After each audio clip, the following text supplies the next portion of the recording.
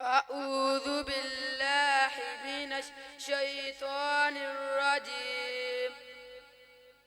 بسم الله الرحمن الرحيم.